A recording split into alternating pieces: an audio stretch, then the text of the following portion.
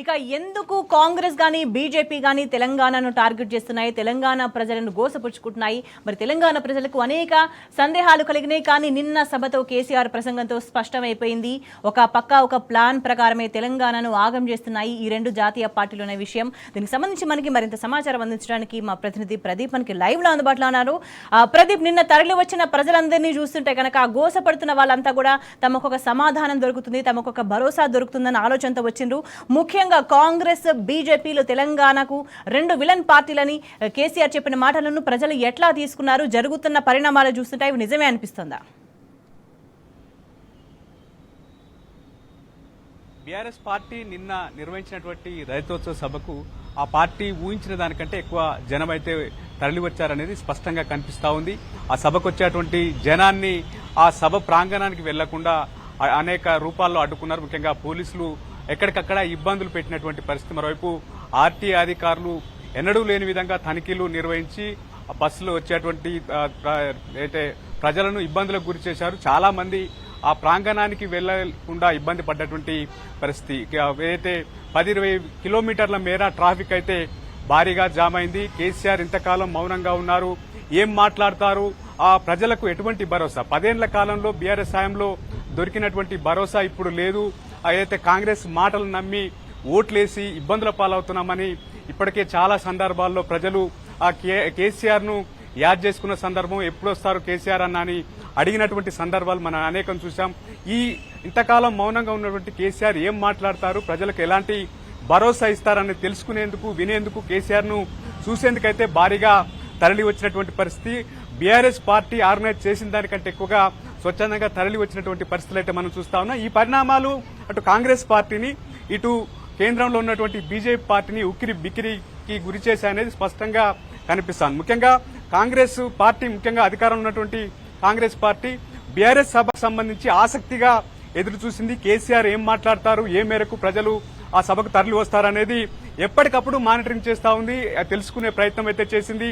సభకు ఆ ప్రాంగణానికి ప్రజలు చేరుకోకుండా ఇబ్బందులు కూడా సృష్టించినటువంటి పరిస్థితులు అయితే మనం చూస్తాము. స్పష్టంగా చాలా మంది, లక్షల మంది బయటనే ఆగిపోయినటువంటి పరిస్థితి. ట్రాఫిక్ ఇబ్బందులు సృష్టించారు. మరోవైపు ఆ ప్రాంగణంలో వెళ్లేటువంటి రూట్లలో లారీలను పెట్టి ఇబ్బందులకు గురి చేశారనేది స్పష్టంగా అర్థమవుతోంది. చాలా మంది నిరాశగా వెనక్కి తిరిగారు. చాలా మంది మీడియాలో, అదేవిధంగా ఇతర రూపాల్లో అయితే కేసీఆర్ ప్రసంగాన్ని అయితే ఆసక్తిగా విన్నటువంటి పరిస్థితి. ఇటు స్వయంగా ముఖ్యమంత్రి రేవంత్ రెడ్డి, ఆయన కొలీగ్స్, మంత్రులు రేవంత్ రెడ్డి నివాసంలోనే కేసీఆర్ ప్రసంగాన్ని ఆసక్తిగా విన్నారు. ఏం మాట్లాడతారో అనేటువంటి ఉత్కంఠతో అయితే వారు చూసినటువంటి పరిస్థితి. మొదటగా ముఖ్యమంత్రి రేవంత్ రెడ్డి ఆ సభకు సంబంధించి ప్రెస్ మీట్ పెట్టి మాట్లాడాలని భావించారు. కానీ మంత్రులతో, 4 మంత్రులతో మీడియా సమావేశం వెంటనే నిర్వహించినటువంటి పరిస్థితులు కూడా మనం అర్థం చేసుకోవచ్చు. మొత్తం అక్కడ ఉండి ఆ సభలో కేసీఆర్ ప్రసంగాన్ని అయితే వారు వీక్షించినటువంటి పరిస్థితి. అటు ముఖ్యమంత్రి రేవంత్ రెడ్డి ఈ రోజు కూడా చిట్చాటు ఏదైతే ఈ సభను ఉద్దేశించే అక్కడ ఉన్నటువంటి మీడియా ప్రతినిధులు పిలుచుకొని ఈ సభకు సంబంధించినటువంటి వివరణ అయితే ఇచ్చుకునేటువంటి ప్రయత్నం చేశారు. అందుకు ప్రధానంగా ముఖ్యమంత్రి రేవంత్ రెడ్డి పేరు ఎక్కడా కేసీఆర్ ప్రస్తావించకపోవడం, కొంత రేవంత్ రెడ్డి ఆయన ఊహించని విధంగా ఉన్నటువంటి పరిస్థితి. తన పేరు కూడా తీయడం లేదు అన్నటువంటి కొంత ఆందోళన కూడా ఆయన వ్యక్తం చేసినట్టుగా మనకు ఇంటర్నల్ సమాచారం ద్వారా తెలుస్తుంది. కనీసం పేరు కూడా తీసుకోవడం లేదన్నటువంటి ఆవేదనతో ఆయన ఉన్నట్లుగా స్పష్టంగా కనిపిస్తుంది అనేది అక్కడ ఉన్నటువంటి నేతలతో మాట్లాడుతున్నటువంటి సందర్భంలో ఆయన మాట్లాడారని కూడా మనకు సమాచారం వస్తా ఉన్నటువంటి పరిస్థితి. ఏదేమైనా తెలంగాణకు బీఆర్ఎస్ పార్టీ, కేసీఆర్ ఒక శ్రీరామ రక్ష అనేది స్పష్టంగా అర్థమవుతుంది. ఎందుకంటే కేంద్రం నుంచి నిధులు రావడం లేదు, ఇక్కడ బీఆర్ఎస్ ఎంపీలు లేకపోవడం వల్ల కూడా ఈ తెలంగాణ అంశాన్ని పార్లమెంట్ లో ప్రస్తావించే నాదుడు లేకుండా పోయింది అనేది ప్రధానంగా జరుగుతున్నటువంటి చర్చ. మరోవైపు కాంగ్రెస్ పార్టీని నమ్మి ఓట్లేస్తే ఏం జరుగుతుందో మనకు స్పష్టంగా అర్థమవుతుంది. ప్రజలు పెద్ద ఎత్తున నిరసన, ముఖ్యంగా రేవంత్ రెడ్డి ప్రభుత్వం పైన అయితే తీవ్ర ఆగ్రహంతో ఉన్న పరిస్థితి మనం చూస్తా ఉన్నాం. అయితే ప్రతిభ, ఒకవైపు కాంగ్రెస్ ఇచ్చిన హామీలేవి అమలు కాలేదు అనే విషయం వాస్తవం. ప్రజల్ని ఎవరిని అడిగినా కూడా ఆ విషయం చెప్తారు. కానీ నిన్న మంత్రులు మాట్లాడిన మాటల్ని ప్రజలు ఏమనుకుంటున్నారు, వాటిని ఎట్లా తీసుకుంటున్నారు? ఇవాళ పొద్దున కొద్దిసేపు నిన్న జరిగిన సభకు సంబంధించి ఇష్టం వచ్చినట్లు కౌంటర్ చేస్తూ మాట్లాడినప్పటికీ కూడా మళ్ళీ సేమ్ సిచ్యువేషన్. ఎందుకంటే మళ్ళీ ఎక్కడికక్కడ ఆ ఇబ్బందులు కలుగుతున్న పరిస్థితి, ఎక్కడికక్కడ ఆందోళనలు చేస్తున్న పరిస్థితి కనిపిస్తుంది. మంత్రులు మాట్లాడుతున్న మాటల్ని, కాంగ్రెస్ వ్యవహార శైలిని ప్రజలు ఎట్లా తీసుకుంటున్నారు ఈ నేపథ్యంలో?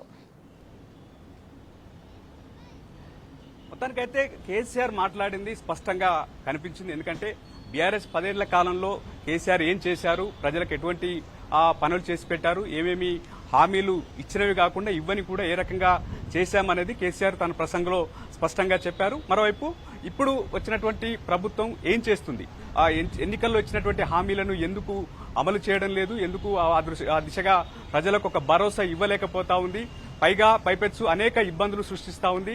హైడ్రా, మూసి వంటి అంశాలే కాకుండా ఇటీవల కాలంలో జరిగినటువంటి హెచ్సి అంశం కావచ్చు, లేదా అనేక అంశాలు రేవంత్ రెడ్డి ప్రభుత్వం తీసుకుంటున్నటువంటి నిర్ణయాలు వివాదాస్పదం అవుతోంది. ప్రజలకు ఒక ఇబ్బంది సృష్టించేటువంటి ప్రయత్నం చేస్తా ఉంది. ప్రశాంతంగా ప్రజలు ఉండేటువంటి పరిస్థితులు, ఎన్నికల్లో ఇచ్చిన హామీలు పక్కన పెడితే ప్రజలు ప్రశాంతంగా కాంగ్రెస్ హయాంలో ఆ ప్రభుత్వంలో ఉండలేని పరిస్థితి అయితే నెలకొందనేది మనం స్పష్టంగా చూడొచ్చు. లగచర్ల వంటి ఘటనలు కావచ్చు, అనేక అంశాలు మనం తీసుకోవచ్చు. రాష్ట్రంలో 16 నెలల కాలంలో జరిగినటువంటి ముఖ్యమంత్రి రేవంత్ రెడ్డి తొందరపాటు నిర్ణయాలు కావచ్చు, లేక ఒంటెత్తు పోకడల వల్ల వచ్చేటువంటి సమస్యలు కావచ్చు, అనేక ఇబ్బందులు అయితే ఎదుర్కొంటున్నారు. ముఖ్యంగా హైడ్రా అంశం అనేది చాలా పెద్ద అంశం.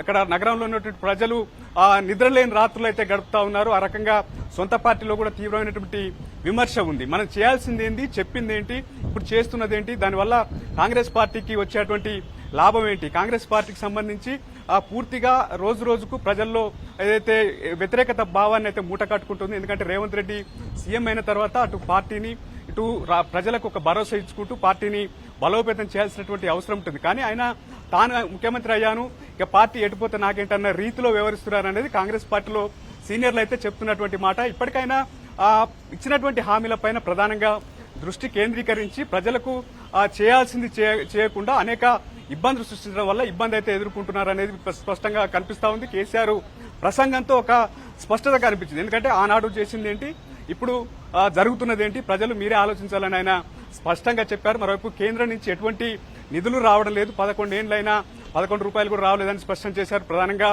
ఇక్కడి నుంచి అనేక పన్ను రూపంలో నిధులు పోతున్నా తెలంగాణకు మాత్రం ఆశించిన స్థాయిలో కేంద్రం నుంచి సహకారం అందడం లేదనేది కేసీఆర్ చెప్పినటువంటి పరిస్థితి. మొత్తానికైతే పెద్ద ఎత్తున ఆ సభకైతే తరలి వచ్చారు. ఈ పరిణామాలన్నింటినీ ముఖ్యమంత్రి రేవంత్ రెడ్డి శిబిరం కొంత ఇబ్బందిగానే ఫీల్ అవుతున్నటువంటి పరిస్థితి. ఎందుకంటే రానున్నటువంటి ఎన్నికల్లో ఈ ప్రభావం చూపేటువంటి అవకాశం ఉందనేది రేవంత్ రెడ్డి వర్గం భావిస్తా ఉంది.